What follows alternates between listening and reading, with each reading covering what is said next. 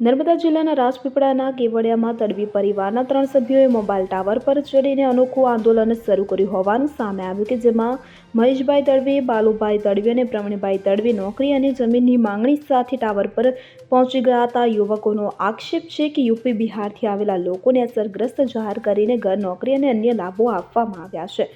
જમીન આપવામાં આવી હોવા છતાં કોઈ લાભ મળ્યો નથી। યુવકોએ નોકરી ન મળવા અને કટ ઓફના મુદ્દે પણ ન્યાય ન મળવાની ફરિયાદ કરી છે। આ ઘટનાની જાણ થતાં જ સ્થાનિક તંત્ર સક્રિય થયું છે। યુવકોને સુરક્ષિત રીતે નીચે ઉતારવા માટે નર્મદા પોલીસ અને ફાયર વિભાગની ટીમ ઘટના સ્થળે પહોંચી ગઈ છે। સ્થાનિક વહીવટી તંત્ર દ્વારા આ યુવકોની માંગણીઓ અંગે વાટાઘાટો ચાલી રહી છે। આ અનોખા વિરોધ પ્રદર્શનનો વિડીયો સોશિયલ મીડિયા પર વાયરલ થઈ રહ્યો છે। જ્યોતિ જગતાપ સાથે CN24 ન્યૂઝ રાજપીપળા। હવે જુઓ દેશ દુનિયાની તમામ ખબરો તમારી આંગળીના ટેરવે। ઉઠાવો મોબાઈલ અને ગૂગલ પ્લે સ્ટોર પરથી ડાઉનલોડ કરો અમારી CN24 ન્યૂઝ મોબાઈલ એપ।